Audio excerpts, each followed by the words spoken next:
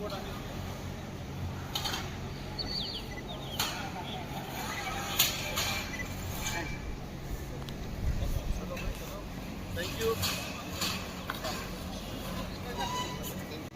जी के मार्गदर्शन में मैं चल रहा हूँ और हम भी यही चाहते हैं कि समय के साथ हम भी पत्रकारों के लिए कुछ करें और जो हम अलग अलग हिस्सों में बढ़ते रह गए थे अब उस सबको एक करने का काम श्रीमान विष्णु जी धीमान ने किया है, जिसके लिए मैं उनका आभार प्रकट करता हूँ। सभी यहाँ पधारे हुए गणमान्य पत्रकारों मोदी का मैं हृदय से आभार व्यक्त करता हूँ। धन्यवाद।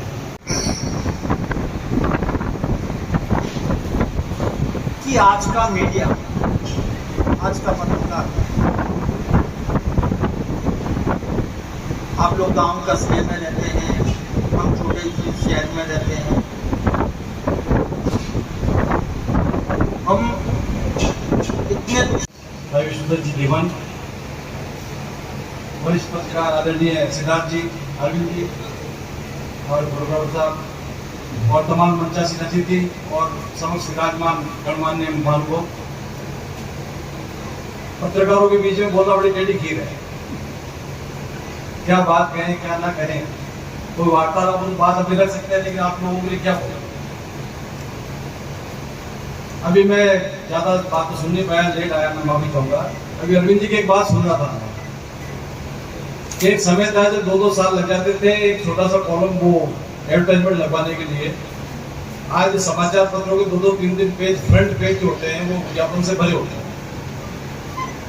उसी का परिणाम था कि कल यदि आप पत्रकार जागरूक हैं तो कल आपको ध्यान होगा कि संसद के बाहर एक कांचनुमा पिंजरा बना दिया गया था, सारे पत्रकार उसके अंदर बंद थे। हिंदुस्तान के लोकतंत्र का सबसे दुर्भाग्यपूर्ण दिन था। यदि आप वास्तव में पत्रकार हैं और उसकी सच्चाई को जानते हैं,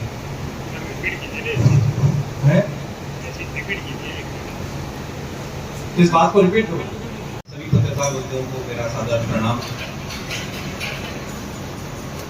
हम तो आप लोगों से सीखते हैं, हम आपसे मार्गदर्शन लेते हैं।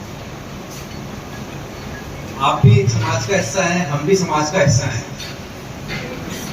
हम कोई जनहित की आवाज को उठाते हैं, वो आवाज एक छोटे से क्षेत्र में होती है और आप लोगों के माध्यम से वो आवाज पूरे समाज में, पूरे ब्यावर में और हर जगह तक पहुंचती है।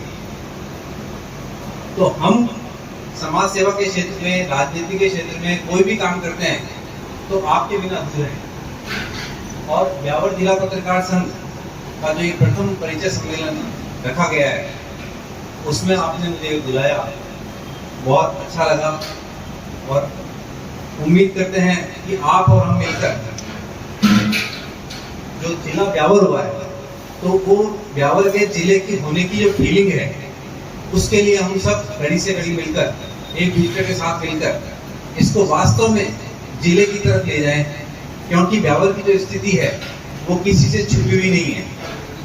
हर तरफ सिस्टम में भ्रष्टाचार है, जहाँ सुविधा शुल्क मिलता है वहाँ काम हो जाता है। रोज अखबारों में 50 भ्रष्टाचार सामने खुलते हैं, लेकिन इसका नतीजा क्या होता है? लेकिन हम भी रुकने वाले नहीं है, आप भी रुकने वाले नहीं है। अगर हम इसी तरह से काम करते रहेंगे तो एक न एक दिन इन लोगों के हौसले टूटेंगे।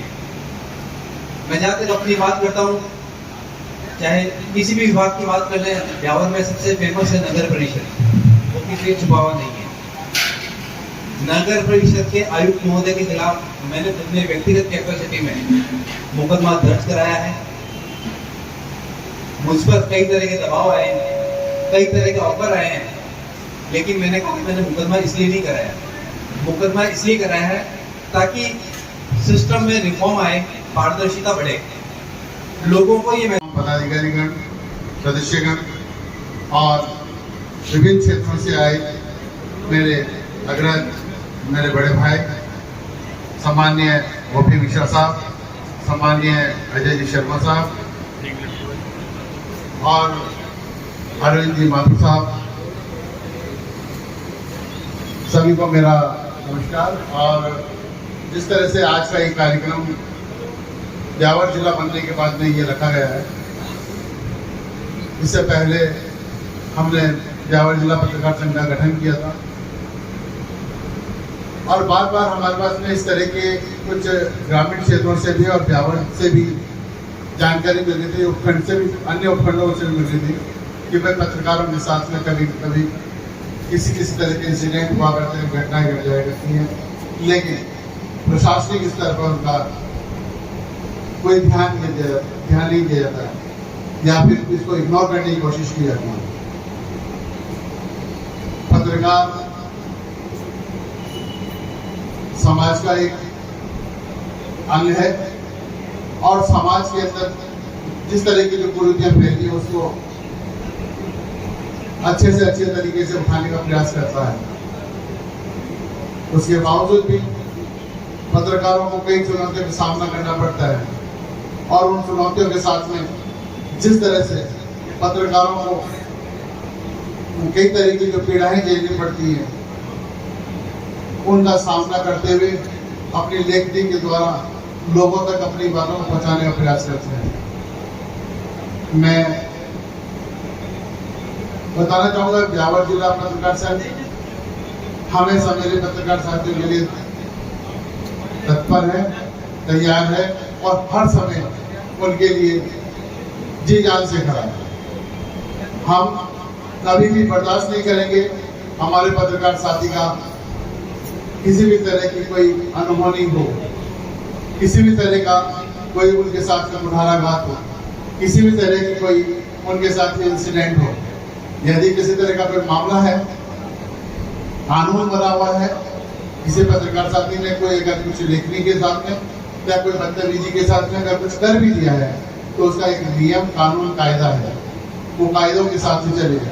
अगर उन्होंने किसी भी तरह का कानून अपने हाथ में लेने की कोशिश की तो वो कतई बर्दाश्त नहीं किया जाएगा। ब्यावर जिला पत्रकार हमारे पत्रकारों जो जितने पत्रकार साथी हैं उनके हर समस्याओं के लिए हमेशा तैयार है। हमने हाल ही में ब्यावर जिला बना है, ब्यावर के अंदर पत्रकार भवन के लिए मैंने एक मांग रखी है और वो सभी साथियों के एक अनुरोध पे ये बात रखी गई है। ब्यावर के अंदर सबसे पहला उपखंड स्तर पर सहायक सूचना जनसंपर्क कार्यालय था, लेकिन अब जिला बन चुका है तो सूचना जनसंपर्क कार्यालय बन चुका है, लेकिन सूचना जनसंपर्क अधिकारी के बैठने के लिए जगह तक नहीं है। हमें बहुत इस बात का भी दुख होता है। मैंने जिला कलेक्टर महोदय से भी मैंने निवेदन किया था कि माननीय महोदय कम से कम जिला कलेक्टर ये सहायक सूचना जनसंपर्क अधिकारी जो बने हैं, सूचना जनसंपर्क अधिकारी, इनके बैठने के लिए तो उत्तम व्यवस्था करा दे ताकि पत्रकार जाकर उनसे बातचीत कर सके या पत्रकार उनसे संपर्क कर सके या उनके बैठने की जगह हो तो कम से कम पत्रकारों को तक पहुंचाने वाले जो समाचार है वो समाचार पहुंचा सके। कई बार हमारे जो पीआरओ हैं वो केवल समाचार विज्ञप्ति जो सरकार की तरफ से आती है वो एज इट इज हमारे ग्रुप में डाल देते हैं। उनको समाचार बनाने तक का फुर्सत नहीं है, उनके पास में संसाधन नहीं है।